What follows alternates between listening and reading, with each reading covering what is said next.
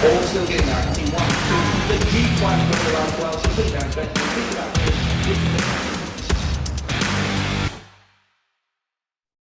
G'day punters, welcome back to the MacBet post-operation video where we take a bit of a review of the previous Saturday meeting here in Queensland. It was Doomben last week. Guys, how are we going? Tom, John? It's James, Tom. Really good. Yeah, good, thanks.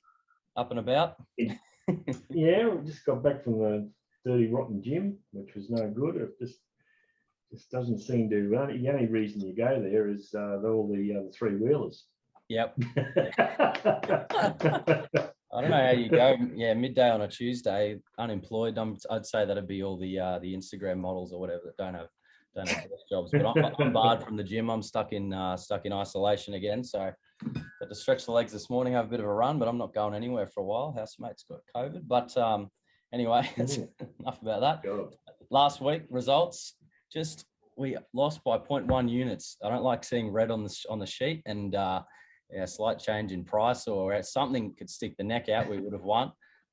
So yeah, just a flat week for us. Negative 16 units for April. So we are bleeding a little bit there, negative 32%. And we're just coasting down to 5.6% pot for the year so far. Just a bit tough at the moment. Yeah, even last Sunday it was a bit tough. I nearly bet in one race and I didn't, and it won, and then I was going to bet in the last, and I was lucky I didn't. So there's just a lot of bad horses running around at the moment that you tumble into, and they you sort of shake your head after if they get beaten. If they win, you're not betting, or it's a bit different. But there were better horses last Saturday at Doomben, that's for sure. And I just made a bit of a blue on one race, but yeah, it's been okay. If you got the sheets, there's been a couple of roughies there that we were given some sort of hope, including the last one, around the 20. So, it hasn't been all that bad. Tom, you said you had a bit of a tantrum on Saturday. Oh yeah, I feel like I handled the day pretty poorly, to be honest. When Youngblood got pipped like 50 meters to go, I had a bit of a blow up then. Had to go for a walk. And then, yeah, the Snitzify race in race 6 where I really opened the shoulders and we're on at some pretty good prices, and to cop some pretty poor rides was a bit frustrating as well. And like even in race 2, like we probably honestly should have been betting into that race. That was the one where Night Mariner was going around. I wasn't really convinced that it'd come back to the kind of levels that it was showing as a 3-year-old when it broke its pelvis in the Wink Skinnies or whatever it was up there in the sunny coast, and that was a definite betting race. I mean, I am surprised that Wham's kind of run through a brick wall again, but I get the idea. It was definitely probably an early bet in the morning, that's for sure. Yeah, okay. And yeah, talking about calming down from a bad beat, John, what's your strategy? How long do you hang on after a sick beat? Do you think about it for hours? Do you think about it for a minute? I know Tiger Woods, he says take 10 steps after a bad shot and then put it behind you. You're a bit like Tiger out there on track? First one, I'll cop. But if there's a double, then I start shaking my head. And you go full toys out of the cot.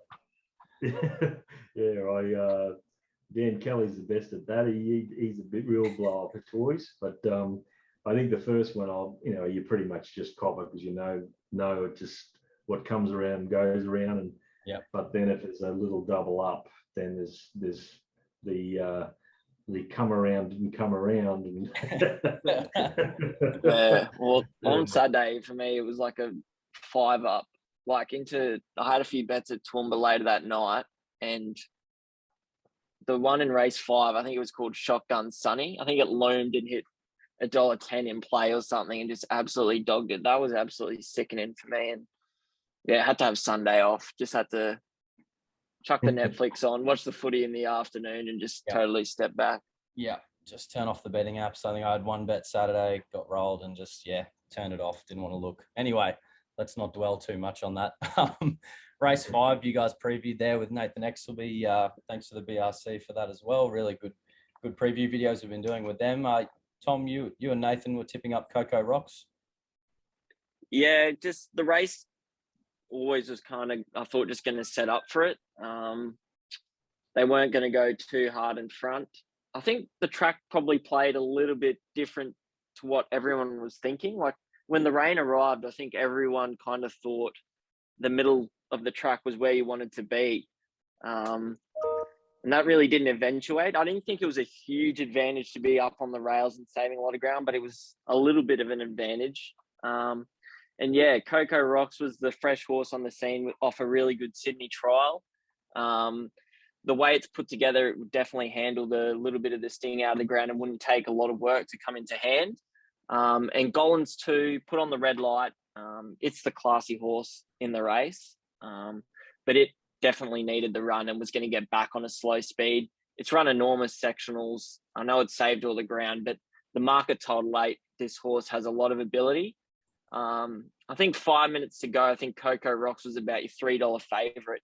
And that price for us was probably a bit too short to send it out. But by the time we got up to the room or whatever, put on the red light, just had a relentless flow of money to start 360 favourite on Betfair.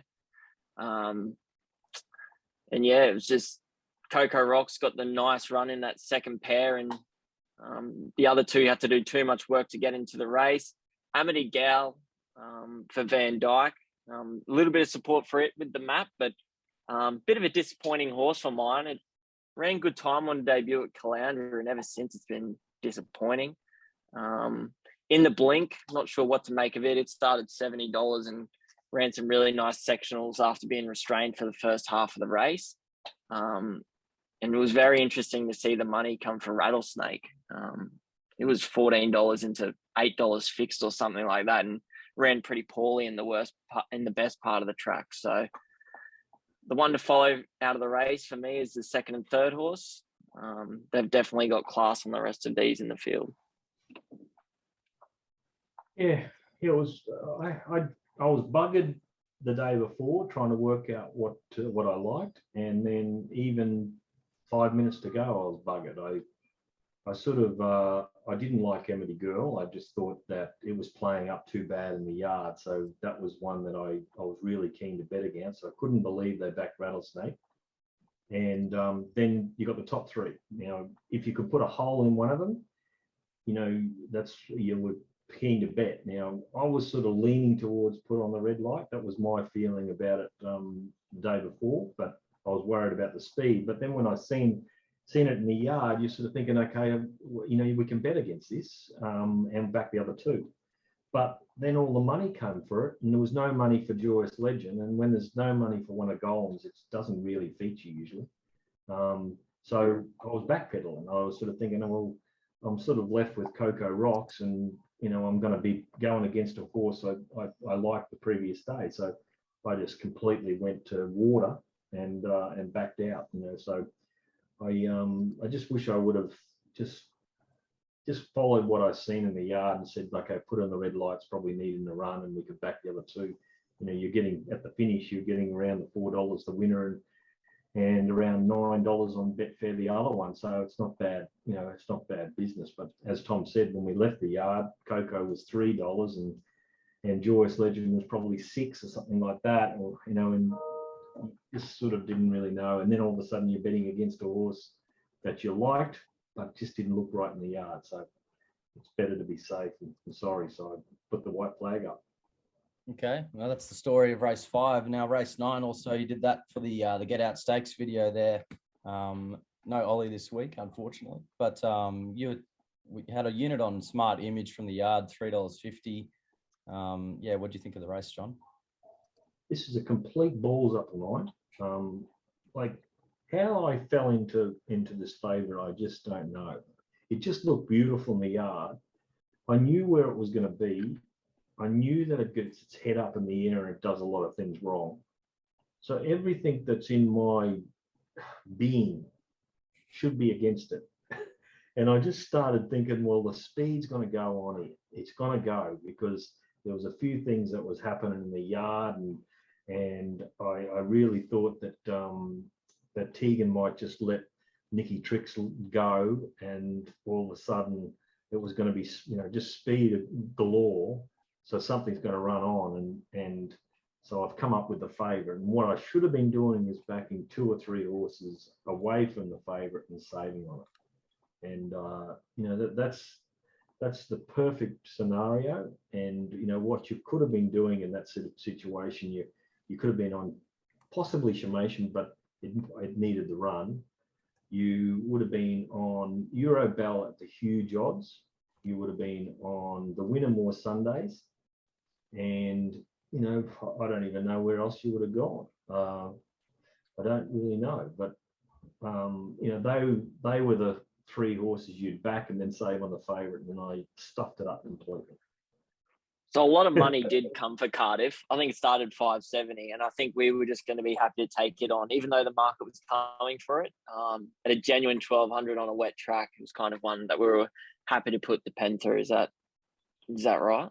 Well, it was, but in the morning I was sort of thinking, well, I think it's got a good chance, because it's going to be there. But the way that the track was playing, and the more that we was talking about it, which was really good, like we were saying the previous week, you got to go back and really keep looking into things and finding reasons why to bet and why not to bet.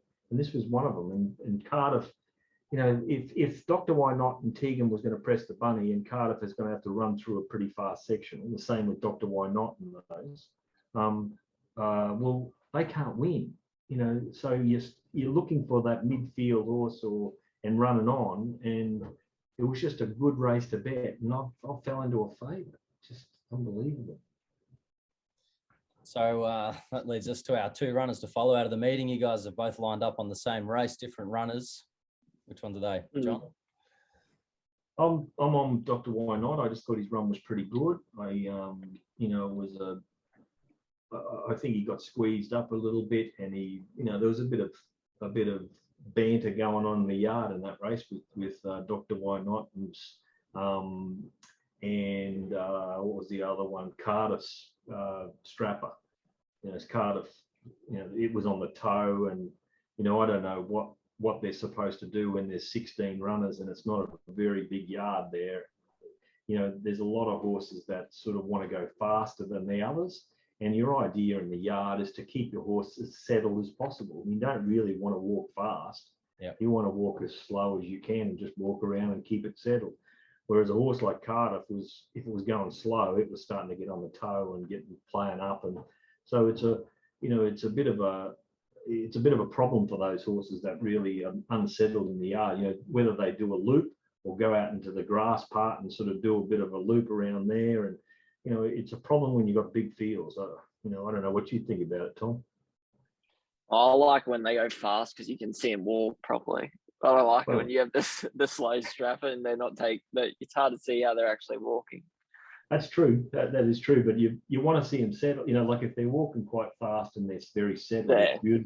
It's beautiful. Well, I did like the bit of theatre in the mounting yard. It did add. So I copped a spray from a jockey in the race previous. It all added to the day and really kicked me while I was down. But Tom, anytime I'm there at the track, it seems like you're not watching the horses in the yard. You're looking at other things, whether that be strappers or jockeys. I feel like you're a people watcher.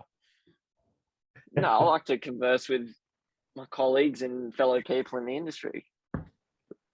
Most of them seem to be girls, though. You're like you're John at the gym. You're John at the gym. You're having a curve. No, that's not true. That's not true. Sorry, yeah, we'll take all that back. But Tom, you're running to follow out of the race. Yeah, I know the race was kind of put on for it. Shamaton. It was kind of entitled to do. It was entitled to run on given the tempo of the race, and it does handle a wet track. But the improvement in the yard from the first up to the second up run was, it still needed a run, as John said, but it had taken significant improvement, and it's only going to take more improvement out of the yard after this type of run. So it's no world beater, and I don't really think, what was this? This was a class 6. So probably be in similar grade and might need to pick off a race before the carnival starts. But actually, it still might be, can probably go to a class 4 or class 5, I think. Yeah, it can definitely be winning next start. Shamaton. Yeah, that's Shamaton and Dr. Why Not out of the Saturday Doomben meeting. We're back at Doomben tomorrow. Actually, Tom, you were whinging about prices not being up yet. So I'm hoping there's a couple that you really like the look of. We got Toowoomba on Thursday, and then Eagle Farm Gold Coast Saturday, then Sunshine Coast again Sunday. Yeah, it's good. We've got a bit of a lighter week. I like when we have a bit of a busy and then a lighter one, because the lighter week gives you time to kind of do a bit more review work and go back through the ratings and everything and pick up things that we may have missed. So, yeah, I'm looking forward to headquarters tomorrow and love Eagle Farm on Saturdays. Absolutely. Great. And guys, this thanks everyone for watching. And this month as well, you can take 20% off any weekly or monthly subscription on the website. Just use the code April20. It'll just apply the discount at the checkout. That actually also applies to the yearly tip sheet subscription, which is actually only available under the My Account section on the website. So if you've got any questions all about that, make sure you hit me up. There's plenty of links there so you can contact me and annoy me with on my phone number. But guys, thanks for your time today and your insights as always. And I guess we'll see from you on Friday. Beauty. Sweet. Thanks, Thank you. Fellas. See ya.